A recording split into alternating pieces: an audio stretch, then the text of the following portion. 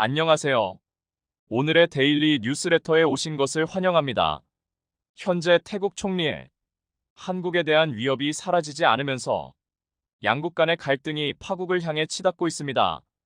이 와중에 태국 상인들은 줄어든 한국 관광객으로 인해 울상을 짓고 있습니다. 한때 태국은 밀려드는 한국인 관광객으로 즐거운 비명을 질렀지만 올해는 격감 추세가 이어지면서 대책 마련에 부심하고 있는데요. 지난해까지만 해도 큰 폭의 증가세를 보였던 한국인 관광객은 줄곧 줄어드는 상황입니다. 태국은 작년에 122만 명이 넘는 한국인 관광객이 드나들며 호황을 맞았었지만 올해는 이 수치가 급격히 줄어들며 웃지 못하고 있습니다. 3월, 4월, 5월 그리고 현재까지 계속 전년 대비 마이너스 추세인데요. 태국 매체는 한국 관광객을 베트남이나 필리핀 등에 빼앗기고 있다고 보고 있습니다. 실제로 CNN 보도에 따르면 태국 최대 명절 송크란 축제를 앞둔 시점에도 치앙마이의 호텔 예약률은 45% 수준에 그친 것을 알 수 있었는데요. 평년 같은 시기 예약률이 8,090%대였던 것에 비하면 반토막이 된 셈입니다. 이런 일이 벌어지게 된 계기로는 지난해를 거슬러 올라갑니다. 태국인들이 한국 입국 심사 과정에서 부당한 대우를 받았다는 주장이 나오면서 반한 정서가 확산되고 있었는데요. 그러자 이를 전해들은 한국인들 역시 분통을 터뜨렸습니다. 태국이 한국을 보이콧하면 한국도 태국을 찾지 않겠다는 심리로 한국인 역시 태국을 불매하겠다는 입장을 보인 것이죠. 실제로 태국을 찾는 한국인의 발길이 연이어 전해지는 상황인데요. 태국 관광청은 지난 추석 연휴 기간에 최소 2만 명의 한국인들이 태국을 방문할 것이라고 예상했지만 그 결과는 참담했습니다. 이번 명절 기간에 태국을 찾은 한국인들이 겨우 5천 명인 것으로 집계됐기 때문이죠. 충격적인 결과에 태국 관광청 책임자까지도 놀랐습니다. 태국 관광청의 동아시아 지역 마케팅 책임자인 추이 시리베이쿨은 올해 초부터 한국 관광객이 태국의 인바운드 시장에서 상위권에서 떨어진 적이 이번이 처음이다. 반한 감정을 키워왔던 태국은 연휴를 앞두고 한국인 어서 옵쇼. 한국으로 여행 가지 말자. 한국은 이제 끝났다. 일본이나 중국에서 돈 쓰자. 태국 MZ세대들의 반응과는 상반되는 것이었죠. 벤 코리아 움직임은 지난해부터 SNS를 통해 슬슬 나오기 시작했습니다. 말 그대로 한국을 거부하자는 뜻으로 태국의 유명 유튜버들 사이에서 한국 금지라는 해시태그가 유행한 것이었는데요.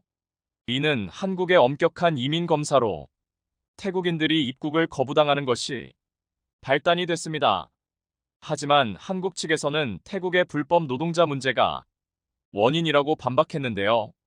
태국은 전통적인 우방국가이자 대한민국을 위해 6.25 전쟁에 참전한 고마운 나라로서 태국과 태국 국민의 고마운 생각이 있다.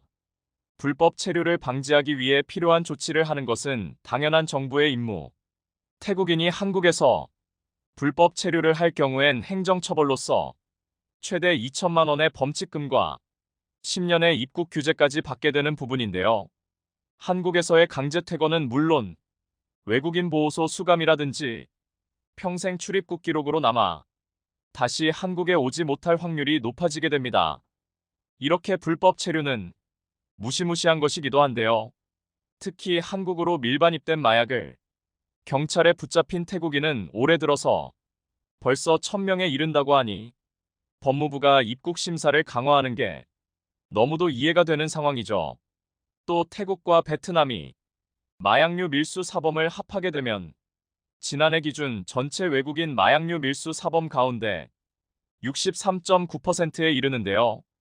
지난 2019년 49.2%에 비해 14.7%포인트가 증가한 수치입니다. 한편 한국인들이 태국을 방문하지 않자 태국에선 수백 마리의 원숭이 떼들이 집단 난투극 벌여 소동을 일으키는 충격적인 상황이 벌어지기도 했는데요.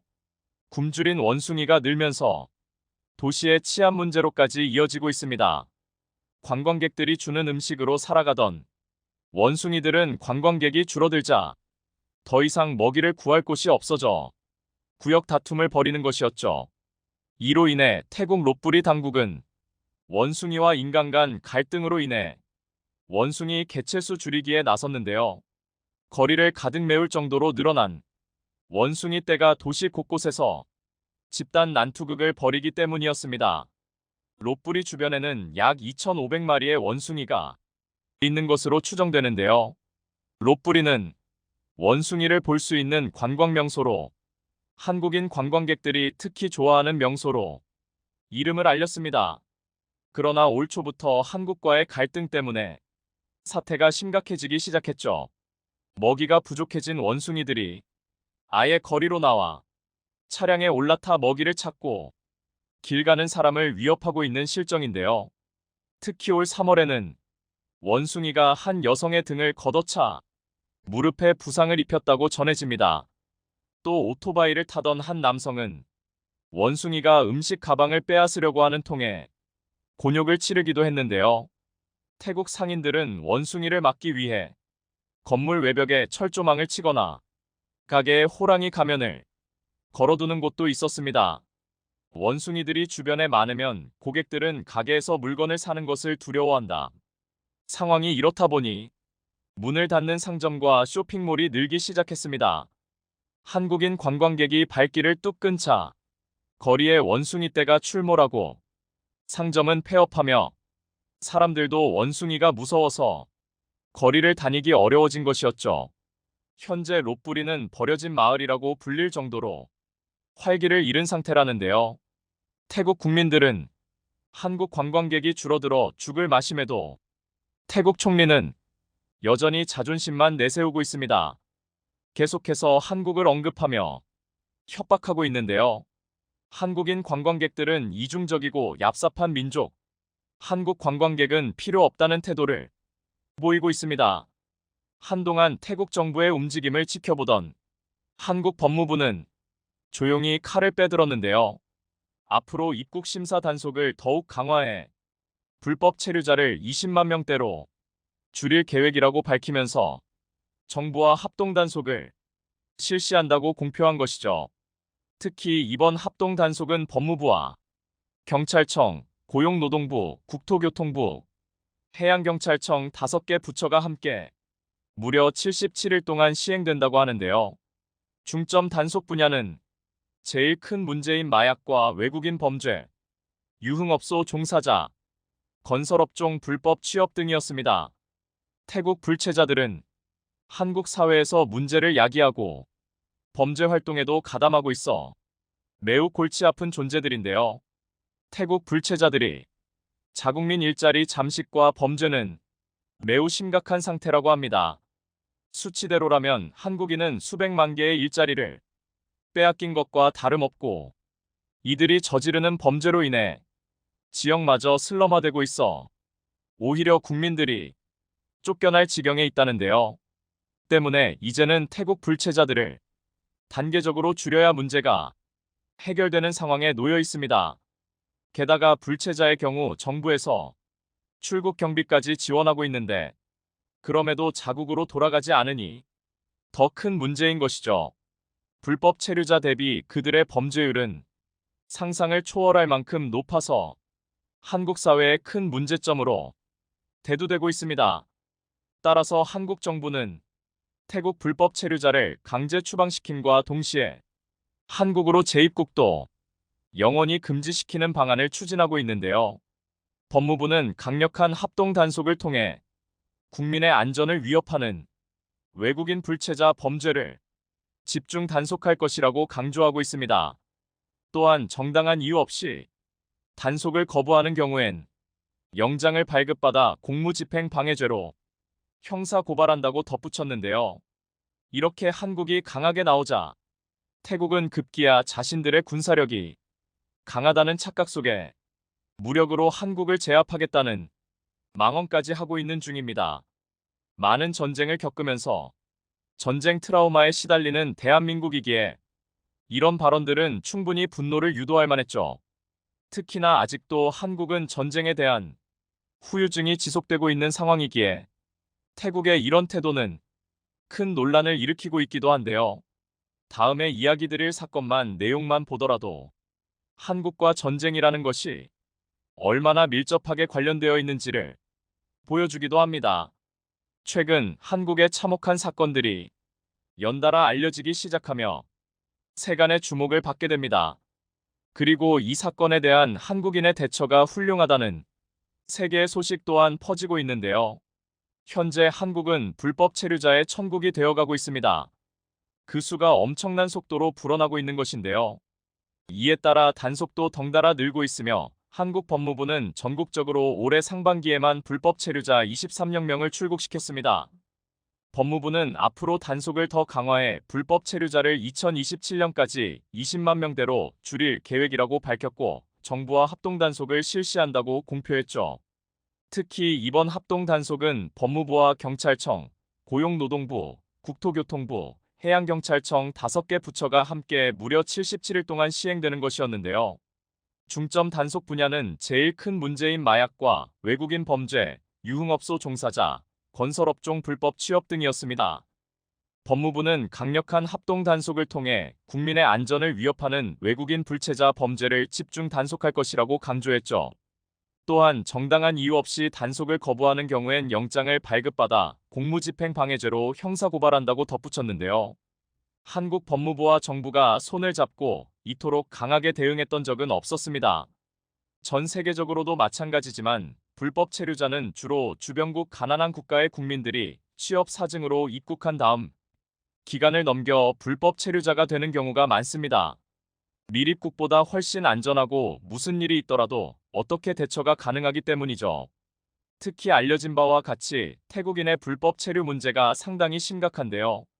통계상으로도 국내 체류 태국인 10명 중 7명이 불법 체류자라고 볼 수 있습니다. 태국은 한국이 도상국이었던 1981년에 상호무비자 협정 91을 체결했기 때문인데요. 이런 이유로 법무부에서 태국의 상호무비자 협정을 폐지하려고 했으나 외교부의 반대로 이루어지지 못했습니다. 한편 한국 정부가 강제 퇴거 조치 전 불체자의 자진 귀국을 유도하고 있는 가운데 태국 정부는 자국으로 들어오려는 불체자를 어떻게든 막기 위해 몸부림치고 있습니다. 태국 정부는 한국 정부에게 자국 출신 불법 이주 노동자의 일시 체류 허용을 요청한 것으로 밝혀졌는데요. 일간 방콕 포스트에 따르면 피판 나차키프라칸 태국 노동부 장관은 한국 내 태국인 불체자 문제 해결을 위한 회의를 열고 20만 명에 달하는 자국 출신 불법 이주 노동자가 한꺼번에 돌아오지 않도록 한국 정부에 요청했다고 밝혔습니다. 한국 정부는 이달부터 6개월간 특별 자진 출국 기간으로 정해 불법 체류와 불법 취업자의 자진 출국을 유도하고 있습니다. 무조건적으로 추방시키는 것이 아니라 이들에게도 기회를 주는 것이었죠. 이 기간에 자진 출국하면 추후 입국 규제 등 불이익 조처를 하지 않지만 반대로 이 기간 단속에 걸리면 길게는 10년간 입국이 금지되는 등 한 단계 높은 규제를 받게 됩니다. 태국 불체자가 체류 기간 만료에도 직장 이동 제한 횟수를 넘겼다는 것은 한국에서 더 일하고 싶은데 법적으로 그럴 수 없어 어쩔 수 없이 되는 경우가 많습니다. 하지만 한국에서 불법 체류를 하며 벌어들인 거액을 송금하는 사실이 태국에 홍보되면 이를 뒤따르려는 사람들도 당연히 나오게 되고 갈수록 불법 체류자가 점점 늘어나는 악순환이 벌어지게 되는데요. 실제로 적지 않은 체류자들이 먼저 한국에 간 동료로부터 소식을 전해 듣고 이런 식의 코리안 드림을 품어 건너오곤 합니다. 현재 한국엔 태국인 불체자만 20만 명 가까이 늘어나면서 강력 범죄도 늘어난 까닭에 검찰과 경찰 관세청도 마약과의 전쟁을 선포한 상황인데요. 이들은 모두 잡아서 추방해야 할 사람들로서 무슨 짓을 할지 모르고 정체가 없는 유령들이라고 볼 수 있습니다. 특히 마약 사건의 경우 태국 국적의 불법 체류자들이 대부분을 차지하고 있는 상황이죠. 이들 때문에 벌어지는 야바 유통 조직과 투약자들을 소탕하기 위해 검찰은 매년 노력하고 있으며 밀수 경로를 차단하기 위해 고군분투하고 있는데요. 게다가 국제공항에서 한국을 방문한 태국 관광객의 무단 이탈이 이어지고 있어 더욱 골머리를 앓는 상황입니다. 얼마 전 제주 일간지에 보도된 바에 따르면 태국 단체 관광객 126명 가운데 4명이 입국 심사에서 거부돼 제주에 들어오지 못했고 나머지 122명은 도내 종합병원에서 건강검진을 받고 유명 관광지를 방문하는 등 4박 5일 일정에 나섰습니다. 하지만 이들 중 한 명이 제주에 온 다음 날 제주와 목포 간 여객선에 승선하려다 적발됐는데요. 출입국 외국인청의 조사 결과 이태국 관광객은 한국에서 불법 취업을 위해 국내 체류 중인 또 다른 태국인에게 육지 이동과 취업 알선을 부탁했던 것으로 확인됐죠. 문제는 나머지 태국 단체 관광객 중 10여 명이 연락을 끊고 잠적했다는 겁니다. 여행사 측에 따르면 태국 단체 관광객은 일정이 끝나는 날 저녁 항공편으로 본국으로 돌아갈 예정이었는데 당일 숙소에서 종적을 감췄다고 합니다. 이들은 무사증으로 입국한 만큼 제주에 머물 수 있는 허가 기간이 있어서 아직은 관광객 신분을 유지할 수 있습니다. 그러나 이 기간을 넘기거나 다른 지역으로 무단 이탈을 시도하면 불법 체류자 신분이 되는 것이죠.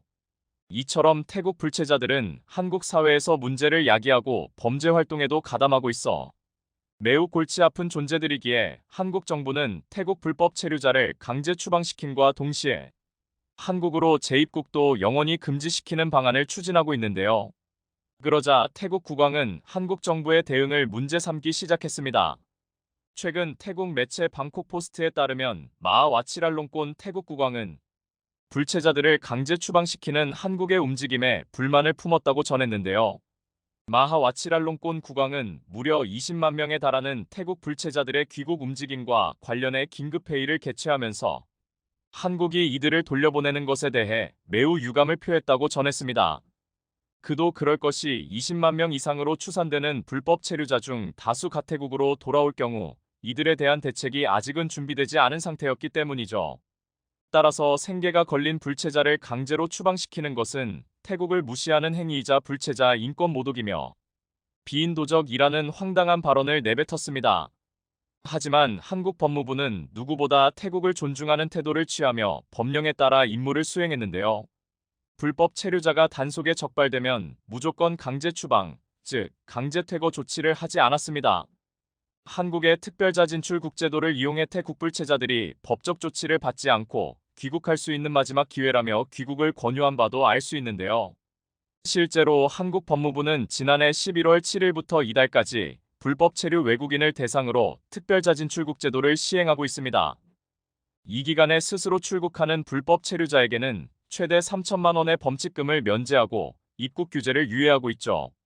그러면서 법무부는 마하 와치랄롱꼰 태국 국왕의 발언에 오히려 황당하다는 입장을 내비치며 조목조목 반박을 시작했는데요.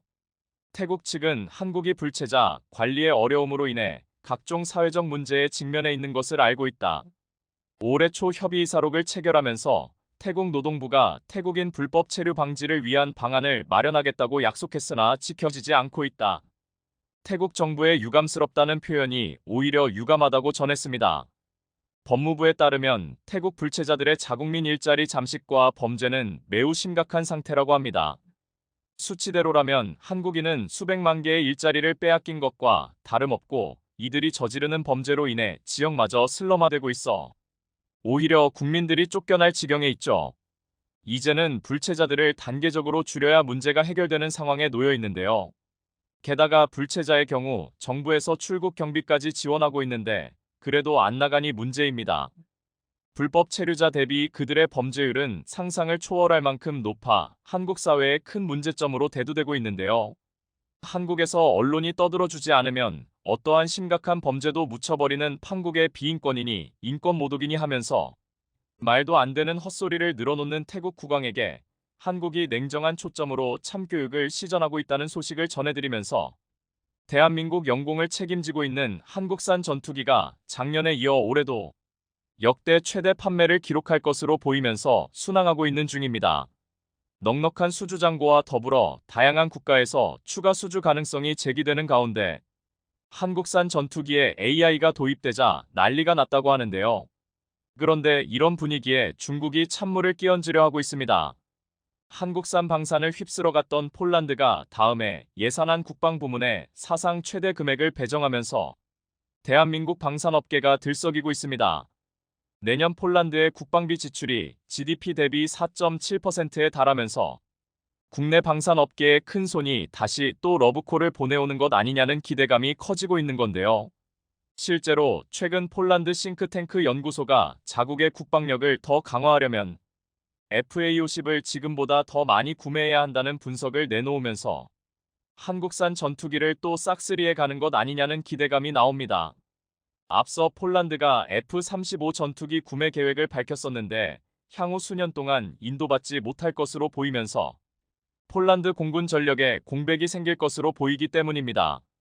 때문에 내년부터 본격적으로 양산될 FA-50을 넉넉히 구매해야 자국 공군의 전력 공백이 생기지 않을 거라는 주장인 겁니다. 주요 외신에 따르면 폴란드 싱크탱크가 추산한 전투기 필요분은 최소 170대로 향후 F-35 32대를 인도받는다고 하더라도 턱없이 모자란 상황입니다.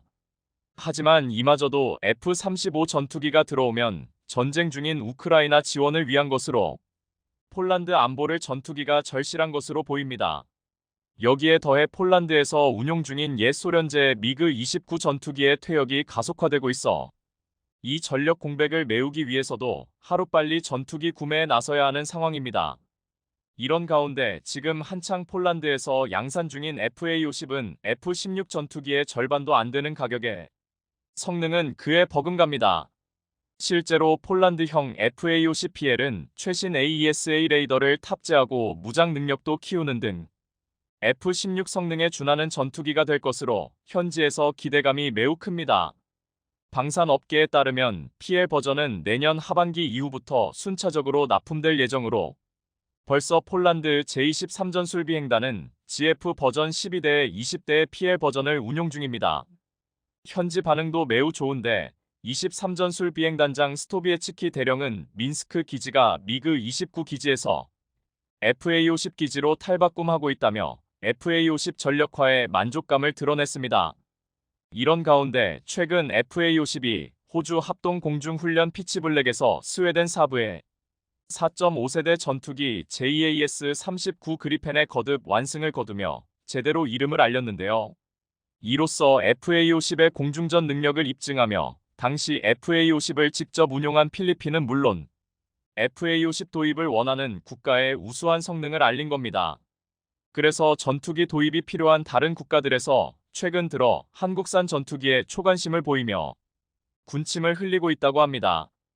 유럽에서 시작된 FA-50에 대한 관심이 중동 등 다른 새로운 시장에 붐을 일으키고 있는 겁니다. 실제로 대표적인 중동 국가인 이집트에서 차기 전투기 도입 사업에서 한국산 전투기 구매가 유력한 것으로 알려지며 국내 방산업계가 이를 놓치지 않고 집중하고 있는 중인데요. 방산업계에 따르면 이집트는 재작년부터 고등훈련기와 경전투기 도입 사업을 타진하고 있는 상황으로 알려졌습니다. 이집트의 경우 최근 이스라엘 하마스 전쟁 등으로 인해 주변 정세가 불안정해지면서 안보 강화에 매우 적극적입니다. 이에 따라 방산업계 내에서는 조만간 이집트가 대규모 무기 도입에 나설 것이라는 관측이 나오고 있는 상황으로 특히나 한국산 전투기에 대한 관심이 높다는 전언입니다. 이집트의 경우 새로운 방산 시장인 아프리카와 중동 지역 진출을 위한 중요한 교두보가 될 것으로 보이면서 국내 방산 업계에서도 심혈을 기울이고 있는 곳이기도 합니다. 그래서 최근 KAI가 이달 5일까지 이집트 엘 알라메인 지역에서 개막한 이집트 에어쇼 EIAS에 참가해 아프리카 중동 국가의 FA-50, KF-21을 전시하는 등 한국산 전투기 역량을 한껏 뽐내는 마케팅을 펼쳤습니다. KAI에 따르면 이 자리에서 FA-50, KF-21뿐만 아니라 LAH, 수리온 등 주력 항공기와 공중 발사 무인기가 적용된 MUMT 기반의 차세대 공중전투체계 NACS 등을 공개했습니다.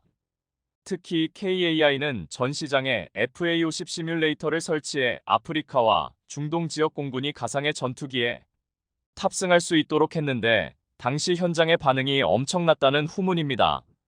이렇듯 KAI가 이집트 시장에 집중하고 있는 건 이집트를 아프리카 중동 시장의 핵심 국가로 꼽기 때문입니다. 이집트에서 시작된 FA-50 등 한국산 전투기에 대한 관심을 KF-21 등 차세대 주력 기종으로 확대해 유럽에 이어 중동 시장까지 영향력을 넓히겠다는 심산입니다. 최근 돌아가는 상황을 보면 조만간 이집트가 아프리카와 중동 시장을 아우르는 핵심 거점이 될 것으로 보이는데요.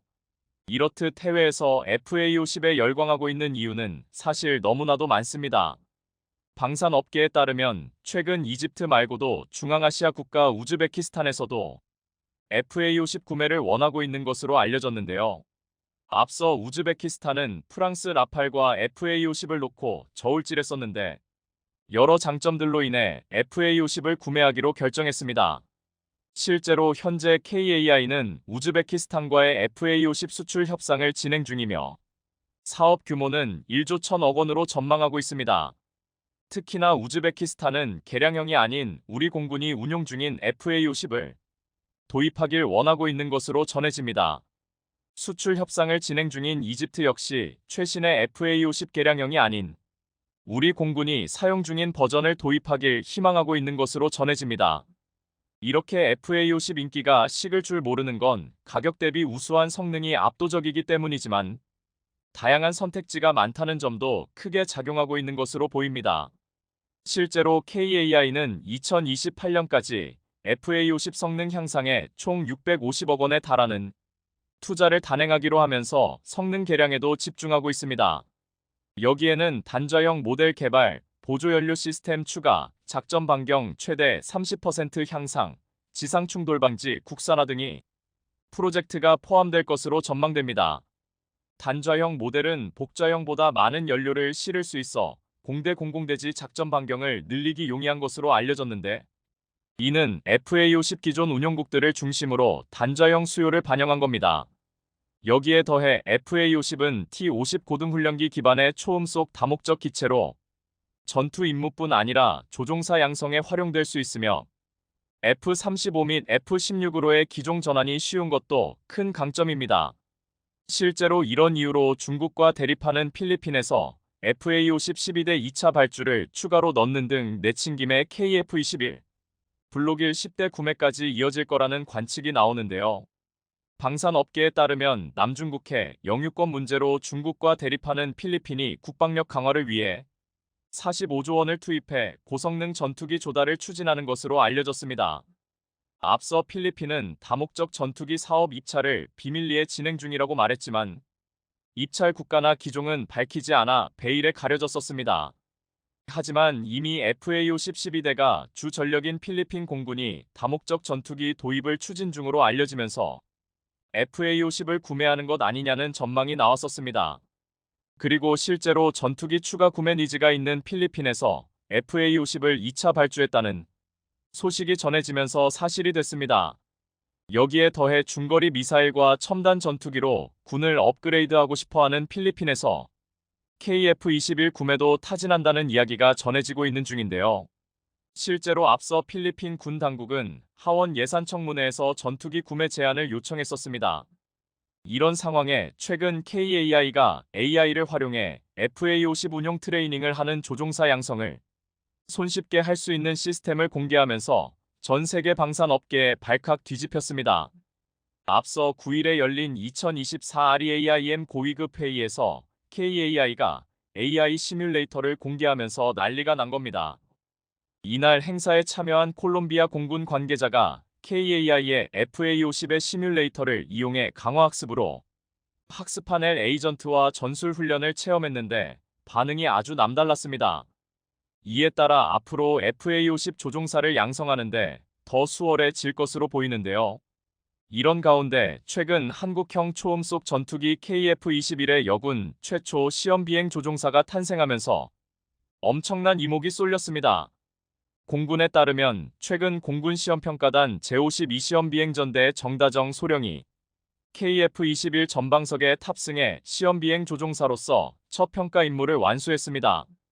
KF-21 시제기에 탑승해 평가 임무를 수행하려면 시험비행 조종사 교육과정을 수료한 뒤 지상학술 평가, 시뮬레이터 평가, 실비행 평가 등을 모두 통과해야 하는데요. 이를 모두 통과한 정소령은 KF-21을 최고의 전투기로 만드는데 모든 역량을 쏟아 부을 것이라고 각오를 밝혔습니다. 이렇듯 매일매일 새로운 역사를 쓰고 있는 KF-21에 대해 민감한 반응을 보이고 있는 곳이 있는데요. 바로 중국으로 중국은 KF-21 순위가 본인들보다 높자 열폭 중인 상황입니다. 실제로 앞서 KF-21이 세계에서 가장 진보한 10대 전투기에 이름을 올리는 등 중국산 전투기보다 더 뛰어나다는 평가를 받자 중국이 정신 승리하고 있는 중입니다. 중국 언론 MIN은 작년부터 시험 비행 중인 KF-21 세계에서 가장 진보한 전투기 4위에 거론되고 있다며 반면에 중국의 FC-31은 6위를 기록하는데 그쳤다고 보도했습니다. 매체는 이러한 평가는 방산 전문가들의 평가와는 거리가 먼 것으로 보인다며 평가 신뢰도에 대한 의문을 제기했습니다. 그러면서 한국이 개발한 KF-21이 러시아의 수-57, 중국의 FC-31을 뛰어넘는 성능을 보유하고 있다는 부분이 이해가 가지 않는다며 이러한 평가를 내린 것에 대해 놀라울 따름이라고 전했습니다. 어떻게 해서든 KF-21을 까내리고 인정하지 않으려는 중국의 정신승리가 엿보이는 대목인데요. 중국에서 끊임없는 태클을 건다고 하더라도 KF-21이 세계에서 가장 진보된 전투기 중 하나라는 사실은 절대 변하지 않을 것입니다. 최근 국가안보전략연구원은 보고서를 통해 푸틴의 북한 방문으로 북한은 그동안 러시아의 탄약과 포탄, 로켓 등 실질적인 지원을 한 대가로 미사일 관련 첨단 기술 제공과 군사동맹 복원을 요구했을 것이며 북한이 원하던 것을 얻었을 것으로 분석했습니다. 전문가들은 북한이 러시아에 요구하고 있는 기술이 ICBM의 재진입 기술과 로켓 엔진 기술일 것으로 예상합니다. 최근 정찰 위성 발사 실패에서 드러났듯이 자체 기술이라고 홍보하는 백두산 엔진의 기술력이 고도에 오르지 못했기 때문입니다. 만일 핵탄두를 보유하고 있는 북한이 핵탄두를 실어 나를 수 있는 ICBM 재진입 기술을 이전받는다면 이는 한반도에 커다란 위협이 될 게 뻔합니다. 이에 남북한의 군사력 대결에서 가장 핵심은 누가 먼저 ICBM 관련 기술력을 확보하느냐가 최우선시 되어 왔습니다. 그리고 지금 한국의 ICBM 기술은 북한보다 더 높은 기술을 확보한 것으로 알려졌습니다. 대표적인 게 바로 누리호입니다. 한국은 2022년 자체 기술로 개발한 위성 발사체 누리호 발사에 성공하여 실용급 위성을 자력으로 발사할 수 있는 7번째 국가가 되었고 이후 3차례 더 성공을 거두었습니다. 누리호의 핵심 기반 기술은 사실 ICBM의 추진 방식과 동일하고 한국은 이미 ICBM 핵심 요소인 재진입 기술을 비밀리에 개발하며 세계의 주목을 받았으며 이 기술을 바탕으로 2027년까지 재진입 기술을 완성할 계획인데요. 게다가 한국은 도산 안창호급 잠수함을 통해 세계 최초로 SLBM을 탑재한 디젤 전기 추진 잠수함까지 개발한 바 있습니다. 그런데 지금 북한과 러시아의 군사 동맹이 강화되자 미국 쪽에서도 계속 한국 핵무장 발언이 나오고 있는 등 동북아시아의 안보 상황이 급변하고 있는 가운데 최근 신규 잠수함용 수직 발사관 개발 사업 문서가 공개되자 중국, 일본 등 주변국들은 한국이 비밀리 준비하고 있는 또 하나의 초특급 계획이 드러났다며 긴장하고 있습니다. 자세히 전해드립니다. 지난 22일 미국 최고의 전략 자산인 원자력 추진 항공모함 루즈벨트함이 부산작전기 지항에 입항했습니다. 이날 미군은 루즈벨트함을 기함으로 하는 미 해군 구항모 강습단의 함정 및 항공기들이 다수 입항했는데 한미일 3국 공동훈련인 프리덤 엣지에 참여하기 위해서였습니다. 프리덤 엣지는 최근 북중러 군사동맹에 대한 경고 메시지 성격의 다영역 합동훈련으로 진행되었습니다. 한 가지 주목할 점은 90대에 달하는 FA-18 슈퍼 호넷 전투기를 가득 싣고 최상의 억제력을 발휘하기 위해 한국에 도착한 미 구항모 강습단에 대잠 공격작전을 수행할 잠수함이 오지 않았다는 점입니다. 미 해군은 1992년 이후 항모전투 집단 구조를 통합해 항공모함, 순양함, 구축함, 호위함, 그리고 잠수함으로 구성하고 있습니다. 통상 미 해군 강습단의 훈련에는 기함 역할을 하는 항공모함 한 척에 각종 함재기를 보유한 비행단, 그리고 3척의 이지스함과 12척의 공격형 핵잠수함이 전단으로 함께 움직이게 됩니다. 각종 첨단 소나와 공격어뢰, 그리고 수직 발사체계 VLS를 탑재한 공격 잠수함이 항모를 호위하는 역할을 맡아야 하기 때문입니다. 그런데 왜 미군은 이번에 부산항에 올 때 잠수함을 데리고 오지 않은 것일까요?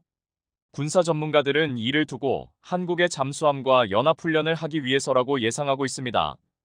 지난 6월 12일 사상 처음으로 자망 타격 훈련을 공개한 도산 안창호급 이번함인 안무함은 부산 해군 작전기지에서 임무를 수행한 바 있습니다. 3,000톤의 도산 안창호급 잠수함은 전 세계 최초이자 유일한 잠수함 발사 탄도미사일이 탑재 가능한 수직 발사체계 VLS-10세를 장착한 잠수함이자 세계에서 두 번째로 개발한 한국산 연료전지 장착한 AIP 디젤 전기 추진 잠수함입니다. 도산 안창호급 잠수함은 안 그래도 정숙한데 타의 추종을 불허할 정도로 고요하게 잠행하는 것으로 유명합니다. 특히 지난 2021년 일본함인 도산 안창호함은 SLBM 발사 테스트에서 목표 지점에 정확히 명중해 한국의 방산 실력을 세계에 입증한 바 있습니다. 미국 역시 이러한 한국의 잠수함 수행 능력을 잘 알고 있고 그래서 이번 프리덤 엣지 연합훈련에 한국 잠수함과 미 구항모 강습단이 함께 훈련을 하는 하도록 계획한 것이라 볼 수 있습니다. 이미 한국 잠수함의 위력은 림팩 훈련을 통해 여러 차례 증명된 바 있습니다. 1997년 취역한 지 4년밖에 되지 않은 박위함은 총 10척의 가상적함을 격침시켰고 1998년 이종무함은 LA급 핵잠을 포함 13척의 15만 톤 군함들을 격침시켰습니다. 1999년 이천함은 퇴역 순양함을 상대로 어뢰 타격을 실시하는 훈련에서 첫 번째 시도만에 12영톤급 오클라호마 시티를 두 동강 내어 뒤 차례였던 우방국 잠수함들은 훈련조차 못하게 만들었습니다. 2004년 첫 출전한 장보고함은 상대편의 모든 수상함에 가상 어뢰를 명중시키고 자신은 단 한 번도 탐지되지 않았는데 대잠 감지 시스템을 뚫고 명중 쓴 한국의 레전드 잠수함들의 실제 썰입니다. 반면 최근 중국은 자신만만하게 공개했던 최신 94형 전략 핵잠수함이 결함으로 인해 해수면 위까지 부상했다가 새벽 조업을 나온 데만 어민 핸드폰 카메라에 포착되는 수모를 겪었습니다. 어민들이 보는 앞에서 갑자기 수면 위로 부상한 것은 피치 못할 오작동이나 고장이 발생했기 때문이라는 의견이 주를 이룹니다. 이미 중국 핵잠수함은 자이든 타이든 자주 주변국 탐지 자산에 발각되어 여러 차례 망신을 당한 바 있는데요.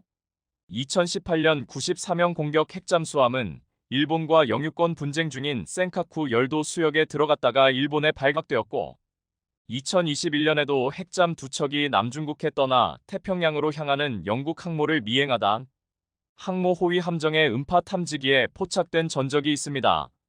이렇게 중국 핵잠이 쉽게 포체되는 이유는 중국산의 한계로 인한 수중 소음이 매우 크기 때문입니다. 해외 군산 매체들은 중국의 94형 전략 핵잠의 수중 소음을 140데시벨로 평가하면서 미국 핵잠 대비 훨씬 큰 소음이 발생한다고 분석하는데 오히려 디젤 잠수 소음은 100데시벨 정도로 핵잠수함보다 조용한데 한국의 잠수함은 타국 디젤 잠수함 대비 20-30대 정도 더 정숙한 주행을 할 수 있는 것으로 알려졌습니다. 핵잠도 씹어먹는 디젤 잠수함의 끝판왕이 바로 한국산 잠수함인 것입니다. 한국의 3영톤급 VLS 탑재형 디젤 잠수함 3척이 모두 인도되면서 이로써 한국은 사실상 핵탄두 운반체에 대한 모든 기술적 기반을 다졌다는 평가를 받고 있는데요. 가장 진보된 핵탄두 운반체로 ICBM, SLBM, ALBM 이렇게 세 가지가 언급되는데 공중발사탄도 미사일 ALBM은 비용 대비 효과 그리고 은밀성 안전성에서 다른 방식에 밀려 현재 미국에서는 사용되지 않고 있습니다. 모든 발사 방식 중 최강의 효율성과 은밀성을 자랑하는 것이 반론 잠수한 발사탄도 미사일 SLBM인데요. 지상 발사 미사일과는 다르게 거의 잠수 중 발사기 때문에 탐지와 대응이 매우 까다롭습니다. 이처럼 한국은 핵은 없지만 핵 운반 기술을 모두 보유한 나라가 되었습니다. 얼마 전까지만 해도 일각에서는 핵도 없는 한국이 왜 굳이 천문학적인 돈을 들여 ICBM이나 SLBM 기술을 개발하고 있느냐, 차라리 그 돈으로 F-35를 구매하는 것이 더 나은 대안이다. 라는 주장도 있었습니다. 하지만 현재 북러 밀착으로 인해 한국의 핵무장에 대해 미국 내 찬성 목소리도 높아지고 있어 만들어두면 언젠간 다 쓰게 된다는 말이 현실화되고 있습니다. 우라늄 농축과 플루토늄 추출 기술은 이미 보유하고 있으며 특히 레이저 우라늄 농축 기술은 세계적 수준에 올라 있습니다. 그런데 이런 한국이 조용히 하지만 누구보다 전력을 다해 계획하고 있는 잠수함용 수직 발사관 관련 계획이 알려지면서 또 한 번 한국의 행보에 동북아시아 각국의 이목이 한국에 쏠리고 있습니다. 최근 우리 군이 잠수함용으로 개발하고 있는 신규 잠수함용 수직 발사관 개발 사업 문서가 공개되며 대략적인 스펙이 알려지게 되었는데요. 그런데 공개된 문서를 통해 전문가들은 한국이 새로운 수직 발사 체계뿐 아니라 한국이 개발하고 있는 신형 SLBM이 6톤 이상의 탄두를 가지고 수천 킬로미터급 사거리를 가진 고위력 현무급 미사일이 될 것으로 예상했습니다. 고위력 현무급이란 미국의 SLBM 개발을 계속 반대하자 한국이 그럼 핵만 아니면 되지 않느냐, 이 정도급 개발은 가능하겠느냐며 내놓은 한국산 괴물 미사일입니다. 한국은 지난 2021년 독자 개발한 잠수함 발사탄도 미사일, 즉 SLBM으로 세계 7번째 SLBM 발사에 성공한 나라가 되었습니다. 그런데 이번에 공개된 내용을 보면 한국은 여기에 만족하지 않고 위력과 사거리를 배 이상 높인 신형 SLBM 개발에 본격적으로 착수했다는 것을 보여주고 있었습니다. 일단 공개된 문서를 보면 신규 잠수함 수직 발사관은 놀라운 스펙을 가지고 있었습니다. 특히 직경이 1m에서 2m까지 크게 늘어나 있었습니다. 일단 한국은 모처 무인도에서 잠수함형 신형 수직 발사 체계를 시험할 것으로 알려졌는데요. 이를 위해 시험 장비를 구축하는 사업을 진행하고 있었습니다. 공개된 스펙을 보면 직경 2M, 길이 9M 내열 소재로 구성되어 여러 번 재발사가 가능하고 화염으로부터 발사한 냉각을 위한 첨단 기술이 적용될 것으로 알려졌습니다. 이번에 개발되는 신형 잠수용 수직 발사 체계는 기존 발사관이 1열로 6개로 구성되는 것과는 달리 2열로 5개 혹은 3열 3개로 구성하는 방식으로 새로운 잠수함에 적용될 것으로 예상됩니다. 특히나 수직 발사관 직경이 1M 정도에서 2배 이상 확대되면서 더 강력한 SLBM 장전 것으로 예상됩니다.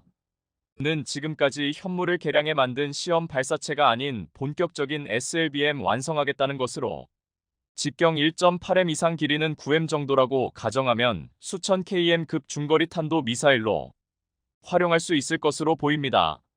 여기에 새로 개발되는 배치3 잠수함의 폭도 크게 확대될 것으로 보여 배수형 또한 기존 배치1 잠수함에 비해서 크게 확대될 것으로 예상됩니다.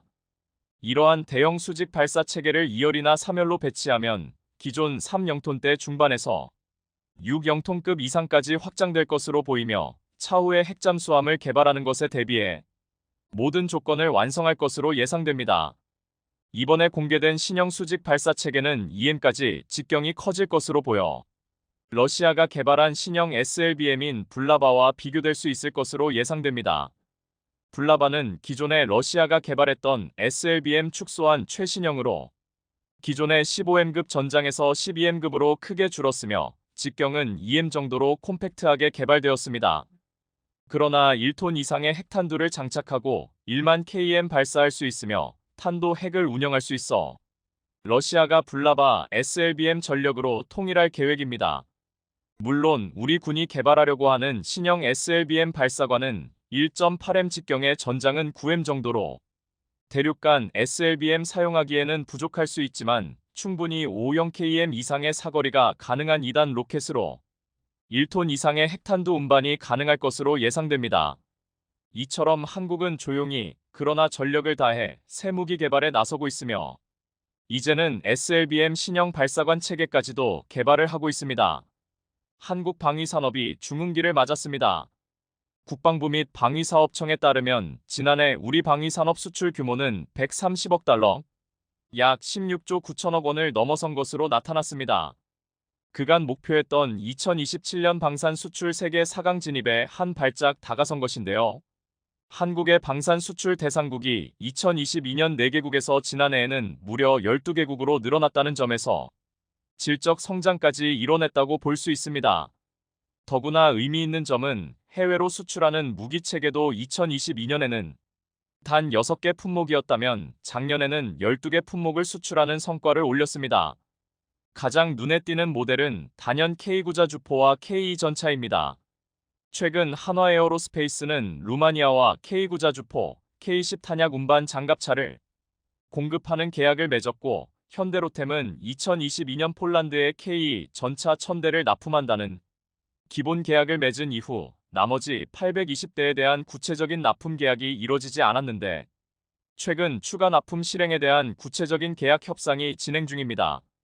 또 동유럽 슬로바키아의 신형 전차 도입 사업에서도 미국 에미레이, 에이브럼스, 독일 레오파드 EH7 등과 함께 K 전차가 후보로 거론되고 있습니다. 이 같은 K 방산의 선전은 러시아와 우크라이나, 이스라엘과 하마스 전쟁 등이 계속되면서 세계 군비 경쟁이 치열해진 영향이 큽니다.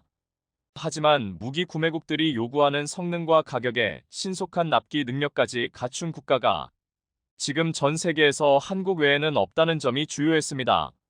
이런 한국 방산의 약진을 두려워한 유럽은 최근 힘을 모아 한국 방산을 저지하기 위해 나서고 있습니다.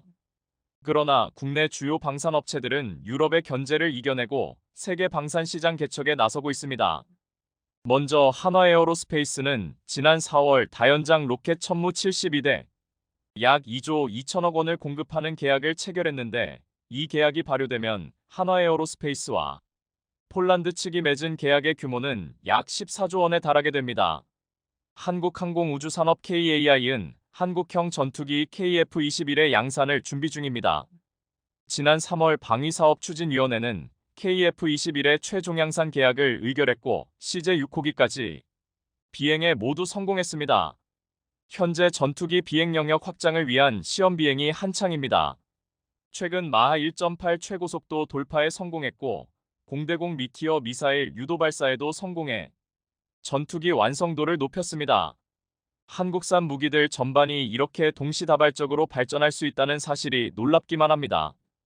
그리고 이제 한국산 무기들은 전 세계 가장 위험한 지역에서 누군가를 지키기 위해 맹활약하고 있습니다. 유럽의 견제와 경쟁국들의 파상 공세에도 불구하고 K구자주포는 이제 유럽에서도 완벽하게 자리를 잡았습니다. 얼마 전 핀란드 국방의 날 퍼레이드를 준비하는 군인들이 K구자주포를 너무도 쉽게 운용하는 사진이 공개되자 이 사진은 삽시간에 온라인을 뜨겁게 달구었습니다. 가장 큰 화제는 핀란드 여군들이 K구자주포를 운용하고 있는 장면인데요. 조종수, 차장, 포수 모두 여군으로 구성되어 있었습니다. 이를 두고 해외에서는 갑론을박이 이어졌습니다. 아무리 그래도 여군들이 자주포를 운용할 수는 없다, 퍼레이드를 위한 퍼포먼스다라는 의견과 K구자주포는 완전 자동 발사 자동장전 시스템이 있기 때문에 여군들도 운용할 수 있다는 찬사가 섞인 의견이 이어졌습니다. 하지만 핀란드에서는 실제 여군들이 K구자주포를 사용합니다. 영상에 나오는 핀란드 여군들은 K구자주포를 아주 쉽게 능수능란하게 운용하고 있습니다. 완전 자동 발사 자동장전 시스템이 이처럼 쉽게 그리고 빨리 자주포 운용을 가능하게 만들어준 것입니다. 이는 퍼레이드를 위해 연출된 상황이 아닙니다. 핀란드는 실제로 여군들이 K9의 실사격까지 진행하는 수준입니다. 핀란드군에게 K9은 그야말로 없어서는 안 될 존재가 되었는데요. 그래서인지 핀란드는 K9 유저클럽에도 적극적입니다. 지난 23일 한화에어로스페이스는 사흘간 핀란드 헬싱키에서 K9 유저클럽을 개최했습니다. K9 유저클럽은 K구자주포를 도입해 운용 중인 국가 간 교류의 장으로 각국의 K9 실전 운영 경험과 노하우 등을 공유하고 세계적으로 검증받는 K구자주포의 운용 성과, 신뢰성을 한층 강화하기 위해 발족했습니다. 올해로 3회패인 K9 유저클럽은 K9 자주포를 운용하는 6개국, 즉 호주, 에스토니아, 핀란드, 노르웨이, 폴란드, 한국에서 50여 명의 군 대표단이 참석했습니다. 밀로그 MILLOG, 콩스버그 콩즈버그, HSW, 바날턴벤 HALTEM 수시소시 등 업계 대표들도 참석했습니다. 이 자리에서 참가국들은 자국에 배치된 K9의 특징과 운용 현황, 포병 전력 운용 개념 및 발전 방향 등을 발표하며 각국의 K9 운용 상황에 대한 이해를 넓혔습니다. 한화에어로스페이스 측은 회원국들이 K구자주포의 운용, 정비, 훈련에 대한 경험과 지식, 노하우를 공유했고, 한국방위사업청도 참석해 차세대 K9A와 93 변종 개발 계획을 설명했다고 밝혔습니다. 한화에어로스페이스는 앞으로 유럽 K9 고객들의 자생력과 주권 역량을 지원하기 위해 공급망을 구축하고 유지 보수를 위한 부품센터 설립에도 나서 K9 자주포 유저 클럽을 지속적으로 유지 관리할 계획입니다. K9 자주포는 2001년부터 튀르키예와 폴란드, 인도, 핀란드, 노르웨이, 에스토니아, 호주, 이집트 등에 수출돼 1,800여 대가 운용되고 있으며 전 세계 포병 자주포 플랫폼 시장에서 점유율이 자그만치 50%를 넘어서고 있습니다. 이런 K9 자주포 대박 신화를 부러운 시선으로 바라보는 나라가 있었으니 바로 일본입니다. 전 세계 포병 자주포 플랫폼 시장 점유율 50%를 차지하는 것도 모자라 최근 K9 자주포의 루마니아 수출이 확정되었다는 기사가 나왔을 때 의외로 일본의 반응은 예전과는 많이 달랐습니다. 과거에는 한국에 좋은 일이 생기면 한국의 강점을 인정하지 않고 무조건 깎아내리려고만 했다면 지금은 오히려 한국의 사례에서 배워야 한다는 반응이 많았고 일본의 무기는 비싸고 성능이 떨어져서 세계 시장에서 경쟁력이 떨어진다는 반응이 베스트 댓글을 차지할 정도로 달라져 있었습니다. 한마디로 현타가 온 일본인들이 늘었다는 것을 말해주고 있었습니다. 다음은 K9 주포에 대한 일본 기사 내용입니다. 또 팔렸어.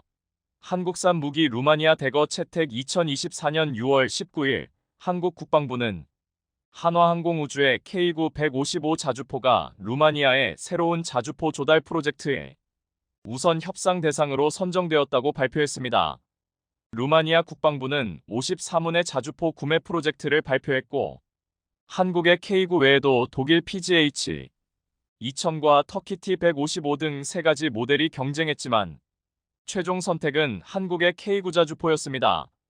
한국 언론은 루마니아가 K9를 선택한 것은 우수한 가격 대비 성능뿐만 아니라 높은 시장 점유율에도 영향을 받았다고 보도했습니다.